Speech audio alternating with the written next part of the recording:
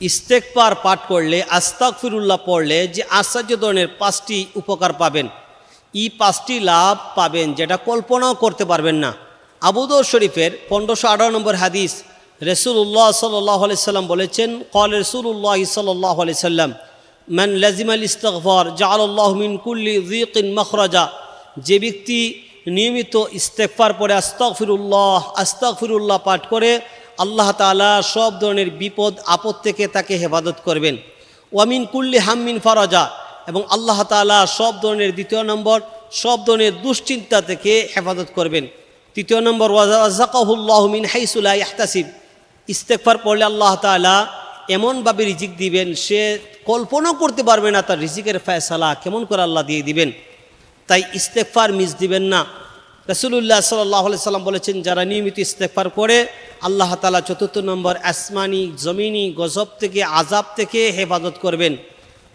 সূরাতুল আনফালের 33 নম্বর আয়াতের আল্লাহ তাআলা বলেছেন, মা কানাল্লাহু লিআযিবাহুম ওয়া আনতা ফীহিম ওয়া মা কানাল্লাহু মুআযিবাহুম ওয়া হুম ইস্তাগফিরুন। বলতেছেন, নবী আপনি যতদিন পর্যন্ত পৃথিবীর জমিনে থাকবেন, আমি আল্লাহ তাআলা আযাব দিয়ে, গজব দিয়ে আপনার উম্মতদেরকে শেষ করে দিব না, খতম করে দিব না, ধ্বংস করে দিব না। আপনি যতদিন থাকবেন পৃথিবীর জমিনে, ততদিন আমি আল্লাহ তাআলা উম্মতদেরকে আসমানি জমিনি গজব থেকে হেফাজত করব।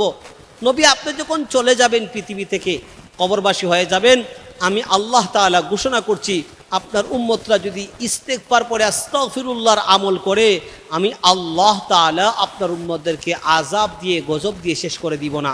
তাই আস্তাগফিরুল্লাহ পড়লে আসমানি গজব, জমিনি গজব থেকে মানুষ বাঁচতে পারে। 5ম নম্বর হলো, যারা নিয়মিত আস্তাগফিরুল্লাহ পড়ে আল্লাহ তাআলা তাদেরকে মুস্তাজাবুদ দাওয়া বানিয়ে দেন। অর্থাৎ তারা যে দোয়াই করে আল্লাহর দরবারে, সেই দোয়াই আল্লাহ তাআলা কবুল করে ফেলেন। দোয়া করতে দেরি, কবুল হইতে দেরি নয়।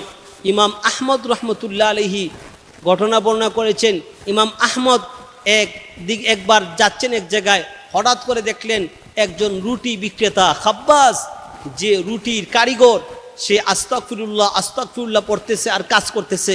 ইমাম আহমদ আশ্চর্য হয়ে গেলেন, তাকে জিজ্ঞাসা করেন, এই যুবক, তুমি রুটি বানাইতেছো, কারিগর, শুধু আস্তাগফিরুল্লাহ পড়তেছো, বুঝলাম নাকি?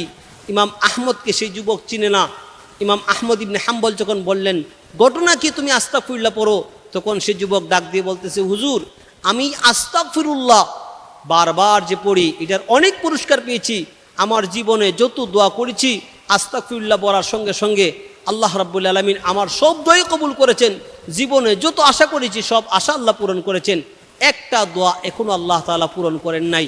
ইমাম আহমদ ইবনে হাম্বল আশ্চর্য হয়ে বললেন, বলো কি, এমন কি কোন দোয়া যে দোয়া আল্লাহ তাআলা তোমার কবুল করেন নাই, বাকি সব কবুল হয়েছে?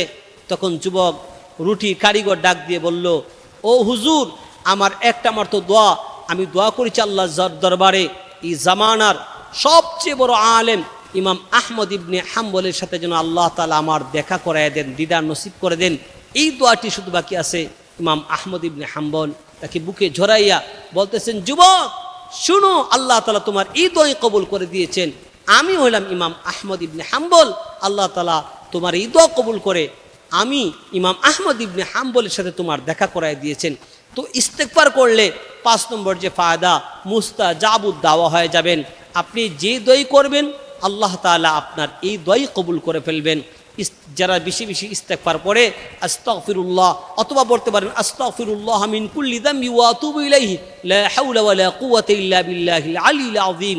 এই দোয়া পড়লে আল্লাহ তাআলা জিন্দেগীর গুনাহ মাফ করে দিবেন। কেউ যদি সকালবেলা এই দোয়া পড়ে, আল্লাহ তাআলা সারা দিনের গুনাহ মাফ করে দিবেন। কেউ যদি সন্ধ্যাবেলায় এই দোয়া পড়ে, আল্লাহ তাআলা সমুদ্রের ফেনা পরিমাণ গুনাহ হলো সারা রাতের গুনাহ আল্লাহ মাফ করে দিবেন। রব্বুল আলামিন যেন আমাদেরকে বেশি বেশি ইস্তেগফার, আস্তাগফিরুল্লাহ পাঠ করার তৌফিক দান করেন। আমিন।